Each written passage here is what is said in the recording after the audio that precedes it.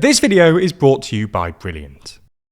On Wednesday evening, Israeli soldiers opened fire towards a European delegation in the West Bank, a day after EU foreign ministers had agreed to review the EU's trade agreement with Israel over its latest assault on Gaza. Similarly, the UK announced on Tuesday that it was suspending its trade talks with Israel and considering sanctions against Israeli cabinet ministers, while France, the UK and Canada also issued a joint statement warning of concrete actions against Israel if it doesn't halt its military offensive in Gaza and immediately lift restrictions on humanitarian aid.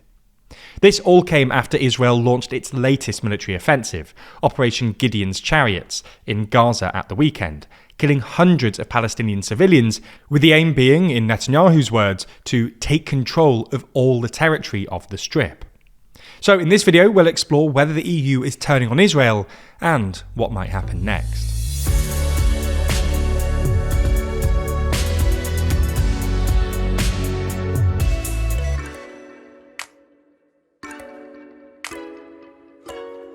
Don't feel overwhelmed by endless news stories. Find out what you need to know every day with TLDR's Daily Briefing. Listen along in your favourite podcast app or by clicking the link in the description. Let's start with how Europe originally responded to October the 7th. After the Hamas attack, support poured in from European nations for Israel. But once the scale and severity of Israel's assault on Gaza became apparent, a divide opened up within the EU. Countries like Germany, Austria and Hungary were generally more pro-Israel, while countries like Spain and Ireland were notably less pro-Israel, at least rhetorically.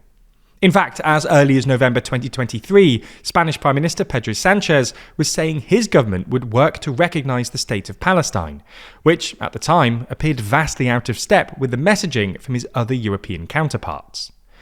Over the next months, as Israel intensified its military action in Gaza and the West Bank, as well as stepping up attacks on militias in Syria, Lebanon, and then striking Iran in October 2024, pro-Israel sentiment among European populations began to wane, and a gap opened up between European governments' positions and those of their electorates. While EU governments largely continued to express support for Israel, with former German Chancellor Olaf Scholz saying Israel was committed to human rights and international law, their electorates gradually became more critical of Israel's actions. A YouGov Eurotrack survey, published in November 2024, a year into the war, showed that in 6 countries, the UK, Denmark, Germany, Italy, Spain and Sweden, the share of the population that said Israel had gone too far and caused too many civilian casualties was at least double the share who said Israel's response was a proportionate response to the Hamas attacks. While in France this shift wasn't as notable, still a larger share of people, 26%, believed Israel had gone too far than the share, 18%, who said it had responded proportionately. Nonetheless, most European governments, including France, the UK and Germany, remained relatively muted in their criticism of Israel throughout 2024. However, this has now apparently changed. On Tuesday, France, the UK and Canada published a joint statement warning that they will take concrete actions if Israel doesn't halt its military offensive in Gaza and immediately allow aid trucks into the Gaza Strip. While statements like this are often mocked for lacking in substance, the leaders' tone was actually quite striking. They called the actions of the Netanyahu government egregious, condemned the abhorrent language used recently by members of the Israeli government, and said, "We've always supported Israel's right to defend Israelis against terrorism, but this escalation is wholly disproportionate."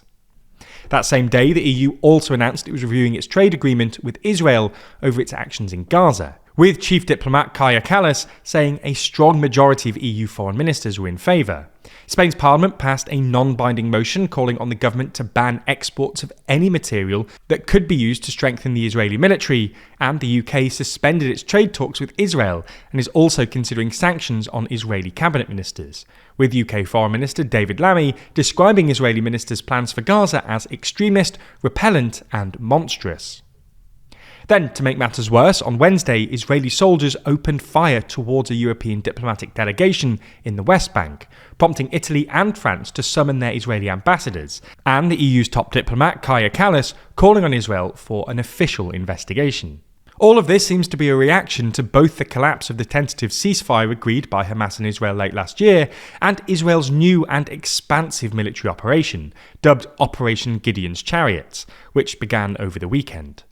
For context, Operation Gideon's Chariots is a massive operation consisting of a ground invasion of both northern and southern Gaza, backed by the Israeli Air Force.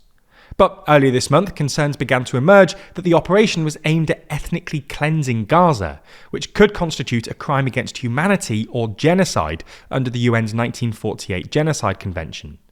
This is largely because the operation seems to include preventing humanitarian aid from entering Gaza and indiscriminate killing of civilians. Airstrikes in densely populated urban areas have killed hundreds of civilians in recent days, and on the 2nd of March, Israel began a blockade on humanitarian aid entering the Strip, which lasted for 11 weeks until Tuesday, when Israel finally agreed to let 100 aid trucks into Gaza. Throughout recent weeks, the UN has warned of mass starvation in Gaza, with the UN's humanitarian chief, Tom Fletcher, claiming earlier this week that 14,000 babies could die in 48 hours unless aid reached them. The rhetoric from Israeli politicians hasn't helped either. A few days ago, Israel's finance minister, Bezalel Smotrich, claimed that Israel's goal is, quote, destroying everything that's left of Gaza, that we are conquering, cleansing and remaining in Gaza until Hamas is destroyed, and that Palestinians will, quote, leave in great numbers to third countries.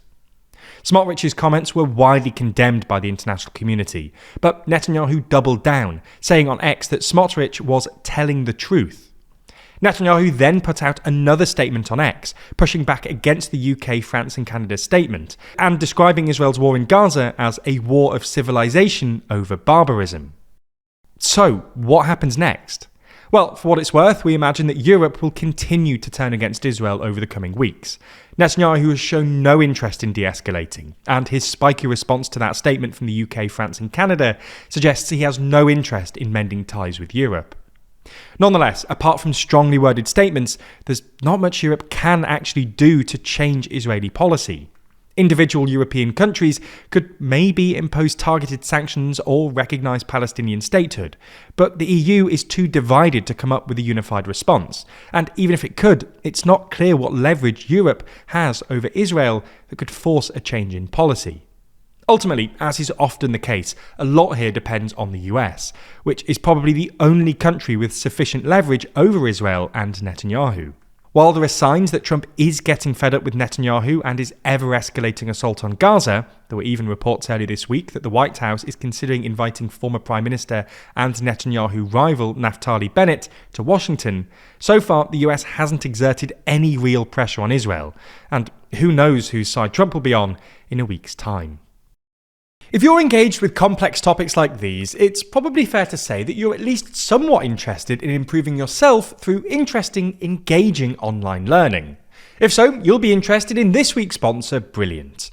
Brilliant is a learning app designed to help you understand topics from the ground up, on everything from maths to science to AI. Each lesson is filled with hands-on problem solving that lets you actually play with concepts, a method that's proven to be 6 times more effective than watching lecture videos. To add to this, their app is designed to help you learn wherever you are, with fun hands-on lessons that you can do whenever you have the time. So instead of mindlessly scrolling on social media, you can get smarter in minutes a day. For instance, Brilliant's newly updated science course helps you make sense of our universe at every level, from the mechanics of simple machines all the way up to black holes. The course helps you better understand the world we live in by explaining the physical principles that drive modern technology, while helping you develop your scientific intuition through visual, interactive problem solving. To try Brilliant for free, visit brilliant.org/TLDR, scan the QR code on screen, or you can click on the link in the description. By doing so, you'll get 20% off an annual premium subscription, and they'll know that you came from us, which really helps us out.